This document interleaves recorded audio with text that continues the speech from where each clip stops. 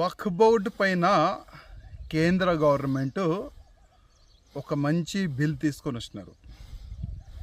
ఆ బిల్కి వ్యతిరేకంగా ఓవైసీ అంటే హైదరాబాద్ పార్లమెంట్ సభ్యుడు ఈరోజు సాయంత్రం దారుసలాంలో వక్ఫ్ బోర్డ్ బిల్ అగ్నిస్ట్గా ఒక బహిరంగ సభ పెట్టిండు.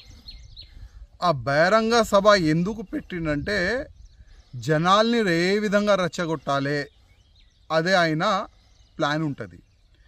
నేను ఓవైసీకి ఒక మాట అడగాలనుకుంటున్నా. ఇవాళ నువ్వు సభ పెట్టినావు కదా, నీలో దమ్ ఉంటే నిజం చెప్పనికి ప్రయత్నం చేయి. తెలుసు నువ్వు నిజం చెప్పవని. నీ అయ్యా కానీ, నువ్వు కానీ, నీ తమ్ముడు కానీ, నీ ఎమ్మెల్యేస్ కానీ, నీ కార్పొరేటర్ కానీ వక్ఫ్ బోర్డ్ పైన ఒక మంచి బిల్ వచ్చింది, దీనికి మనం సపోర్ట్ చేయాలి, అది ఎప్పుడు చెప్పరు. దీనికి అగ్నిస్టే చెప్తారు మీరు.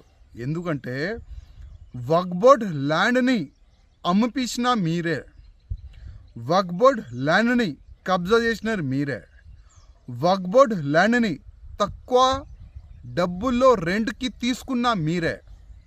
ఇవాళ ఓల్డ్ సిటీలో కానీ మొత్తం తెలంగాణలో కానీ ఎన్నో ఎకరాలు వక్ఫ్ బోర్డ్ ల్యాండ్ కబ్జా చేసి అమ్మిపించినారు మీరే. అప్పుడు మీకు యాద్ రాలేదా? వక్ఫ్ బోర్డ్ ల్యాండ్ అల్లా ఇచ్చిన ల్యాండ్, దానికి కాపాడాలి, దానికి అమ్మొద్దు, తక్కువ రెంట్కి ఇయ్యకూడదు. అప్పుడు యాద్ రాలేదా? ఇవాళ కేంద్ర గవర్నమెంటు, మోదీ గారు government, Bharatiya Janata party government వక్ఫ్ బోర్డ్ ల్యాండ్ సేఫ్ ఉండాలి ఒక మంచి ఆలోచనతోని దానిపైన ఒక బిల్లు తీసుకొని వచ్చినారు. ఇవాళ వక్ఫ్ బోర్డ్ దగ్గర 9,50,000 ఎకరాలు ల్యాండ్ ఉన్నది.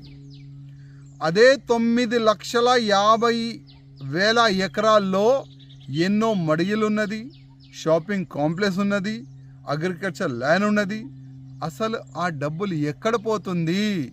అదే డబ్బులు సరిగైన యూజ్ కావాలి, దాని గురించే ఇది బిల్లు. ల్యాండ్ ఎవరు కూడా అమ్మకూడదు, దాని గురించే ఇది బిల్లు. తక్కువ రెంట్కి ఎవరికి కూడా లీజ్కి ఇవ్వకూడదు, దాని గురించే ఇది బిల్లు. ఇది వక్ఫ్ బోర్డ్ అగ్నిస్ట్ కాదు, ఇది బిల్లు వక్ఫ్ బోర్డ్కి ఫేవరబులే ఇది బిల్లు. అది నిజం చెప్పనికి నీకు దమ్ ఉంటే సభలో చెప్పు ఇవాళ. కానీ నీ ప్లాన్ ఏంది?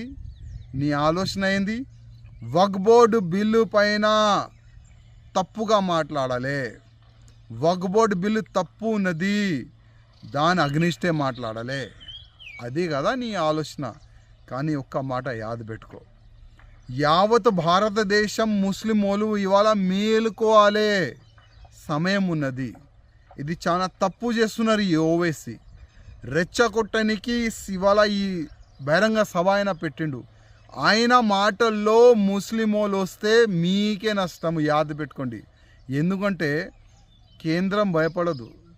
బంగాల్లో మీరు ఇంత దౌర్జన్యం చేస్తున్నారు, హిందువుల్ని చంపుతున్నారు, కేంద్రం భయపడలే.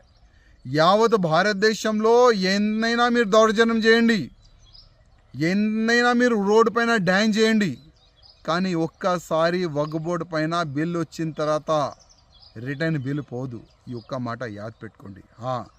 బిల్లు తీసుకొని వచ్చిన తర్వాత దాంట్లో ఏమేం చాలా మంచిగా పెడితే బాగుంటుంది దానిపైన మీరు చర్చ చేయండి.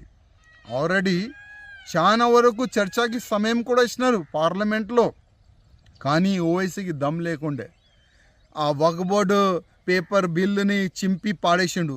ఎందుకంటే మీడియాలో ఆయన ఫేమస్ కావాలి కదా.